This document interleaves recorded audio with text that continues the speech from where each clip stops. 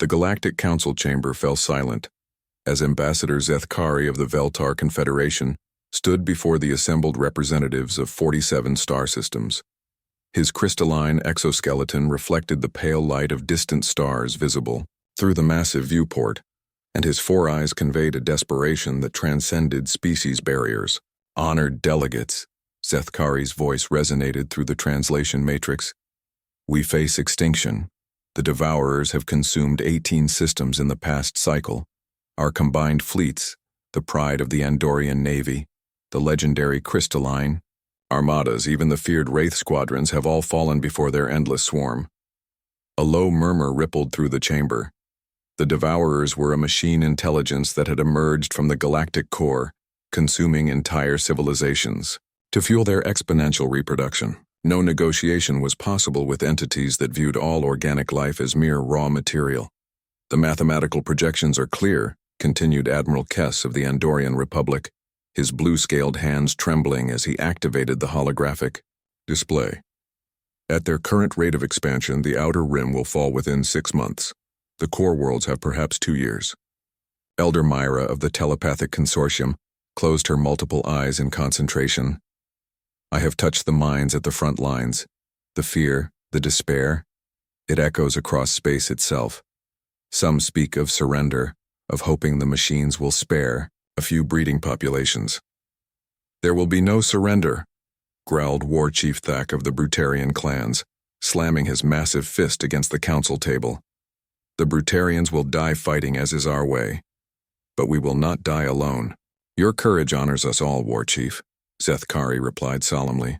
But courage alone cannot overcome the mathematical reality. The Devourers adapt to every weapon, every tactic. They learn faster than we can innovate. It was then that an unexpected voice cut through the gloom. What about the humans? All eyes turned to Counselor Vexhai of the Outer Rim Trading Union, a species known more for commerce than warfare. His suggestion was met with confused silence. The humans? Admiral Kess scoffed. They've only achieved interstellar flight within the last century. Their technology is primitive, their military doctrine untested against true galactic threats. Yet, Vexhai pressed on, they've survived in a system with a death world as their origin point. Their gravity is nearly 3 times our standard. Their atmosphere is a corrosive mixture that would poison most of our species. And they've never known a moment of true peace in their recorded history. Elder Myra's interest was piqued. I attempted to establish mental contact with their diplomats once. Their minds, they burn differently. There's something there that we lack. Zethkari's crystalline form shifted as he accessed the galactic database. Their military history is extensive. They've weaponized everything from sharpened sticks to antimatter, but their numbers are few and their ships are crude by our standards. Perhaps, suggested Vexhai quietly. That's exactly what we need. 3 weeks later, the human expeditionary force arrived at Kepler Station, the last major stronghold before the Devourer front lines. The sight that greeted the Allied commanders was underwhelming. A mere 200 vessels, most of them retrofitted, civilian craft, led by a woman who introduced herself simply as Admiral Chen. This is your entire contribution? Admiral Kess asked, making little effort to hide his skepticism. Admiral Chen, a weathered woman with steel-gray hair and scars that spoke of personal combat experience, smiled grimly. Quality over quantity, Admiral. We brought specialists. The human ships were indeed crude by galactic standards, armor plating welded over commercial hulls, weapon systems that looked cobbled together from spare parts, and shield generators that would be considered obsolete by most civilizations. But there was something unsettling about them, a sense of barely contained violence that made even the Brutarian warriors uneasy. Our scans indicate the Devourer advance fleet will reach this system within 48 hours, Zethkari informed the assembled commanders.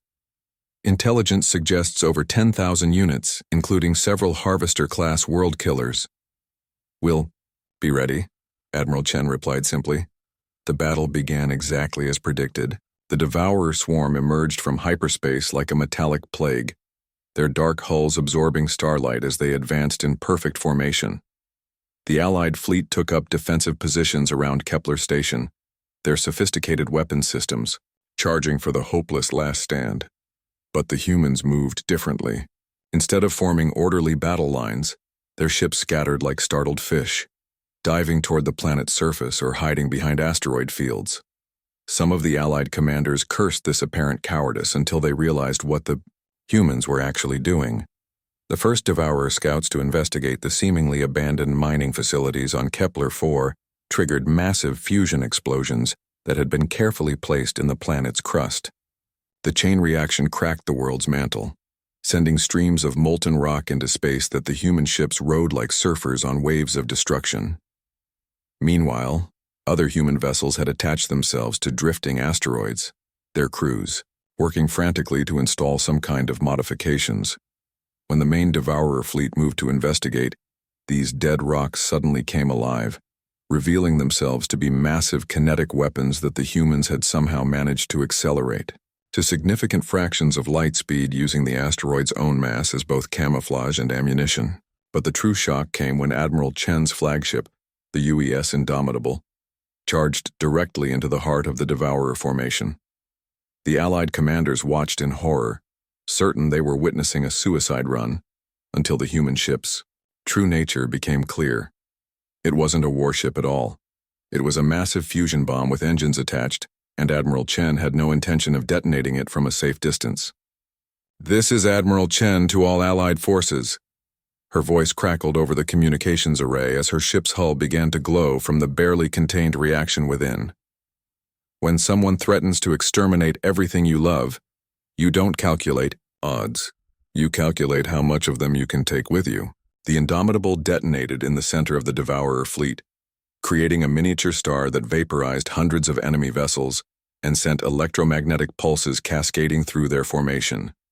In the chaos that followed, the remaining human ships emerged from their hiding spots like predators that had been lying in wait, targeting damaged Devourer units with weapons that seemed to ignore established physics. Later investigation would reveal that the humans had somehow weaponized quantum uncertainty itself, creating munitions that existed in multiple states simultaneously until they struck their targets. It was impossible technology that violated several fundamental laws, but it worked. Within 6 hours, the supposedly unstoppable Devourer advance fleet was scattered debris drifting through space. In the aftermath, as rescue crews searched for survivors among the human vessels, Zethkari found Admiral Chen floating in an escape pod, badly injured, but very much alive. Her flagship sacrifice had been calculated after all. She dejected, at the last possible moment. "How?" was all the Veltar ambassador managed to ask. Chen smiled through her pain. "You all fight like you have something to lose. Humans fight like we have something to prove. The universe has been trying to kill us since the day we climbed down from the trees. We've gotten pretty good at disappointing it. The war continued for another 2 years, but its outcome was never again in doubt. The humans had introduced something new to galactic warfare, the concept of spite as a strategic resource.